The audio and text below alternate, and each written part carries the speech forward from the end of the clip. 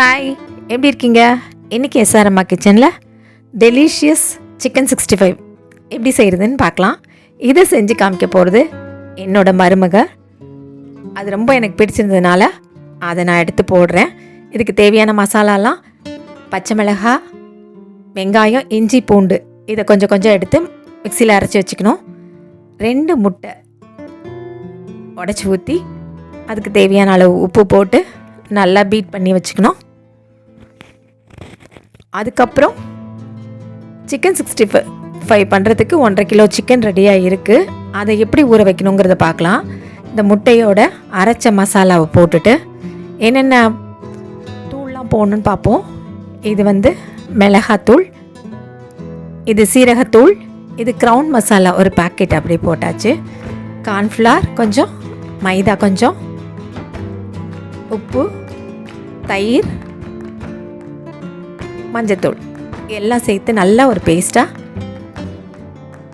பண்ணிவிட்டு அதில் கழுவி தண்ணியெல்லாம் வடிகட்டி வச்ச சிக்கனை போட்டு நல்லா பெரட்டி வைக்கணும்.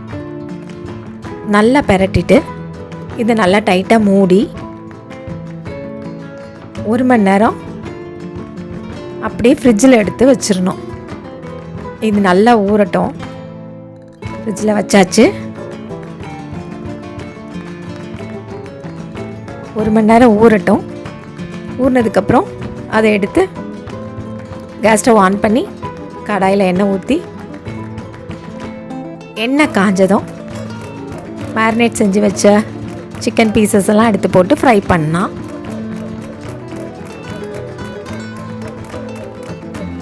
நல்லா ஊறினதுனால கொஞ்சம் சீக்கிரமாகவே ஃப்ரை ஆகிடும்.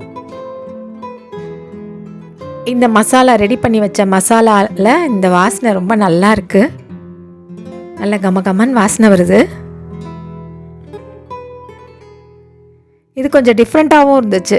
இதனோட ப்ரிப்பரேஷன் டிஃப்ரெண்ட்டாக இருந்தது. சாப்பிட ரொம்ப டேஸ்டியாக இருந்தது. சாதாரணமாக நம்ம வெறும் சிக்கன் 65 சாப்பிட்றதுக்கும் இதுக்கும் வித்தியாசம் இருந்துச்சு. ஒரு பக்கம் அது ஃப்ரை ஆகிட்டு இருக்கட்டும். அடுத்த அடுப்பில் ஒரு பேன் வச்சு கொஞ்சம் எண்ணெய் ஊற்றி 2 முட்டையை அடித்து உப்பு போட்டு அடித்து அதையும் ஊற்றி அதை பொரிச்சிக்கலாம். கொஞ்ச நேரம் அப்படி இருக்கட்டும். அதுக்கு ஒரு பக்கம் வெந்ததுக்கப்புறம் அதை அப்படியே கிண்டி விட்டு பொரித்து எடுத்துக்கலாம். இந்த சைடில் சிக்கன் ரெடி ஆகிட்டுருக்கு. இந்த சைடில் முட்டை ரெடி ஆகுது. அது எப்படி பண்ணுறதுன்றதை பார்ப்போம்.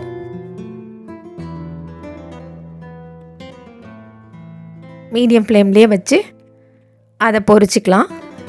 பொரிச்சிட்டு அதை அப்படியே வச்சுருவோம்.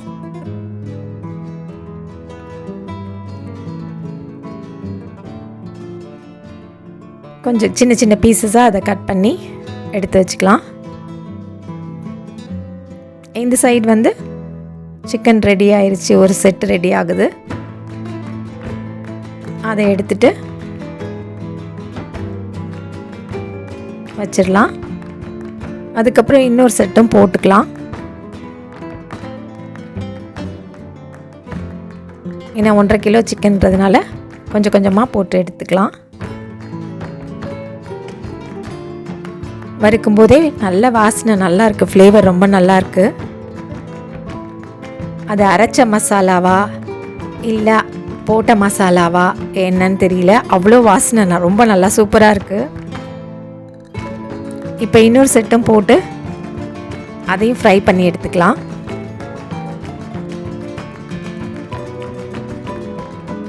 அழகாக இதையும் ஃப்ரை பண்ணி எடுத்தாச்சு.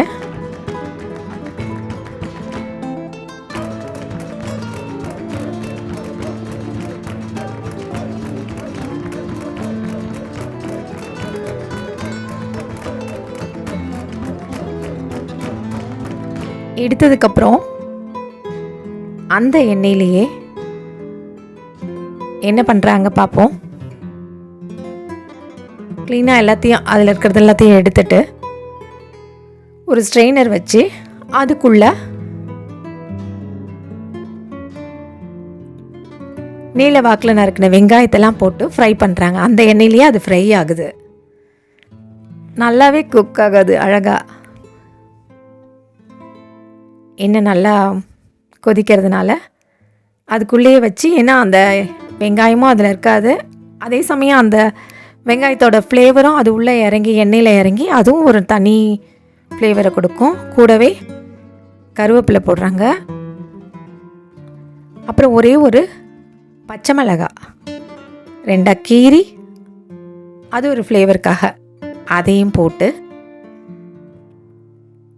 இந்த வெங்காயம் ஸ்லைட்டாக கோல்டன் ப்ரௌனாக வரும்போது எடுக்கணும். அது வரைக்கும் அதை ஃப்ரை பண்ணிக்கணும். அந்த எண்ணெயிலேயே நல்லா சிக்கன் மசாலாலாம் இறங்கி இருக்கிற எண்ணெயில் அது ஃப்ரை ஆகிறதுனால அந்த ஆனியனுக்கும் ஒரு தனி ஃப்ளேவர் வரும். பாருங்கள், இந்த ஸ்டேஜில் இதை எடுத்துட்டு எண்ணெயெல்லாம் நல்லா வடிச்சிட்டு எடுத்து வச்சிடணும். இப்போ முட்டை பொரிச்சு வச்சுருக்கோம்ல, அதை கொஞ்சம் ஹீட் பண்ணி அந்த பொரிச்ச முட்டையோட இந்த வெங்காயத்தையும் கொஞ்சம் போட்டு நல்லா மிக்ஸ் பண்ணணும்.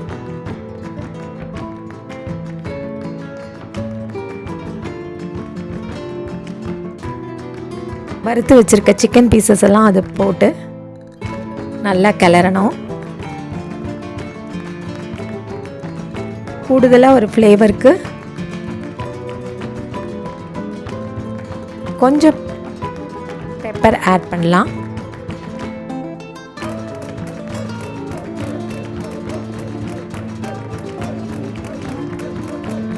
நல்லாயிருக்கும், ரொம்ப நல்லாயிருக்கும்.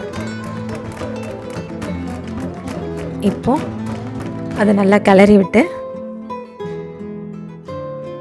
அது மேலே கொஞ்சம் நறுக்கின வெங்காயம், பச்சை வெங்காயம், ஃப்ரை பண்ண வெங்காயம் இல்லை, பச்சை வெங்காயம், சும்மா ஒரு ஃப்ளேவருக்கு வறுக்காத கருவேப்பிலை எல்லாத்தையும் போட்டு கிளறி அதை சர்வ் பண்ண வேண்டியதான்.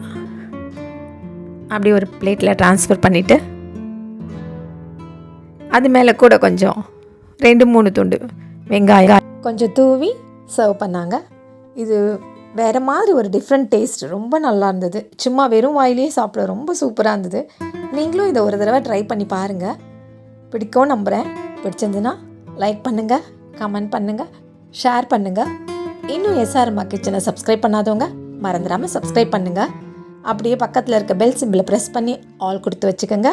அப்போ தான் நான் போடுற ரெசிபீஸ்லாம் உங்களுக்கு நோட்டிஃபிகேஷனில் வரும். தேங்க்யூ, பாய்.